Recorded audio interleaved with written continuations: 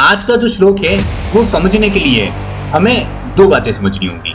पहली कि हमें ये भौतिक सुख सुविधा क्यों चाहिए, और दूसरा हमें भौतिक सुख सुविधा मिल जाने के बाद भी संतोष क्यों नहीं होता है, सेटिस्फेक्शन क्यों नहीं मिलता है हमें।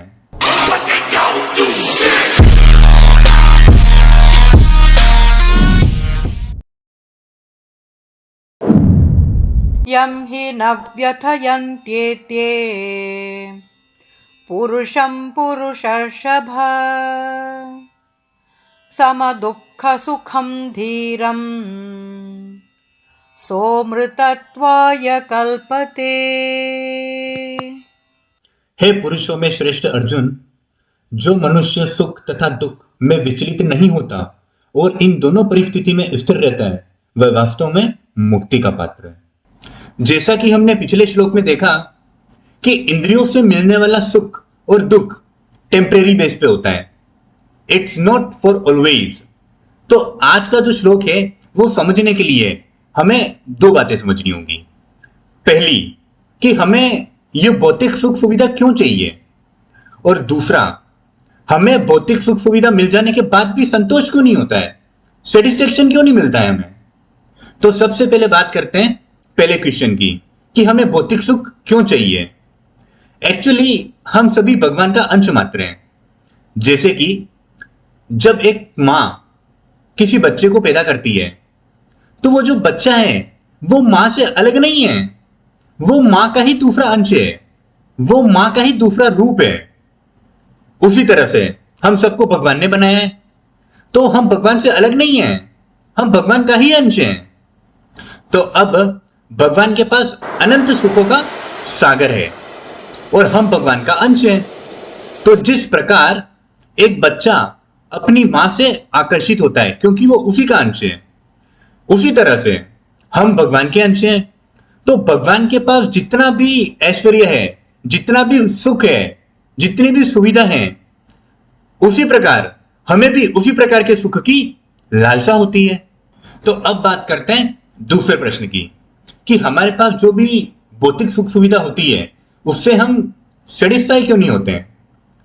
एक्चुअली भगवान के पास जो भी सुख सुविधाएं होती हैं, जो भी भोग ऐश्वर्य होते हैं, वो परमानेंट होते हैं, वो हमेशा के लिए होते हैं।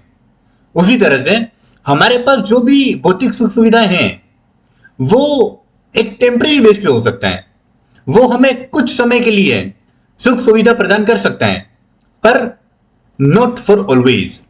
वो हमेशा के लिए रहने वाला नहीं है, कभी ना कभी वो हमसे छीन जाएगा। लेकिन क्योंकि हम भगवान का अंश हैं, तो भगवान के पास जो भी सुख सुविधा है जो कि परमानेंट है, तो हमें भगवान की तरह कुछ ऐसा चाहिए जो हमारे पास परमानेंट हो। लेकिन हमारे पास इस भौतिक संसार में ऐसा कुछ भी नहीं है जो परमानेंट हो, जो हमेशा के लिए हमारे पास रहे, जो हमें हमेशा खुशी देता रहे, जिस कारण से हम कभी भी इस भौतिक संसार में सुख की प्राप्ति और संतोष नहीं कर सकते। तो जब तक हम इन भौतिक सुख सुविधाओं के पीछे भागते रहेंगे, तब तक हमें ना तो सुख और ना ही संतोष की प्राप्ति हो सकती है, क्योंकि हमें कुछ ऐसा चाहिए जो हमेशा और ऑलवेज के लिए हमें हैप्पीनेस दे सके, और इस भौतिक संसार में ऐसा कुछ भी नहीं है। तो क्या इन सब के परे, इस भौतिक संसार के भी परे, क्या ऐसा कुछ है जो हमें ऑलवेज के लिए हैप्पीनेस दे सकता है? यस, और वो है मन की स्थिरता। तो अब ये कैसे होगा और यहां तक कैसे पहुंचे? तो अगर आपने अपने आप को सुख में और दुख में समान भाव में स्थिर कर लिया, यानी कि अगर आपकी अंडरस्टैंडिंग, आपकी समझ उस लेवल पे अगर आप डेवलप कर लेते हैं कि आपको ये चीज पता लग जाए कि जो भी मेरे पास आज सुख है या फिर दुख है वो एक टेम्परेरी बेस पे रहने वाला है, वो हमेशा मेरे साथ नहीं रहेगा, चाहे वो दुख हो या भी सुख हो। अगर आपको इस चीज से फर्क पड़ना बंद हो जाए कि सुख और दुख ये हमेशा के लिए नहीं रहेंगे, तब आपके पास दुख का कोई कारण नहीं रह जाएगा। और जहां पे आपके पास दुख का कोई कारण नहीं रह जाएगा, वहां पर क्या बच जाएगा? वहां पर बच जाएगा सुख फॉर ऑलवेज। यानी कि अब जो खुशी होगी वो आपसे कोई नहीं छीन सकता है, क्योंकि जहां पर आपको सुख और दुख से फर्क पड़ना बंद हो गया, वहां पे आपके दुखों के सारे कारण नष्ट हो जाएंगे। क्योंकि हमारे सारे सुख और दुख के जो कारण हैं वो कहां से आते हैं? वो हमारे सुख और दुखों से ही आते हैं। कि अगर हमें जो चाहिए वो हमें मिल जाता है तो खुशी है, और जो हमने सोचा वो हमें नहीं मिला तो वहां पे दुख है। तो अगर आपने इस चीज को समझ लिया, अगर आप में इतनी अंडरस्टैंडिंग है, तो सुख और दुख में अगर आपने अपने आप को समान भाव में स्थिर करना सीख लिया, तो वो जो हैप्पीनेस आपको मिलेगी वो अब आपसे कोई नहीं छीन सकता है। It is for always.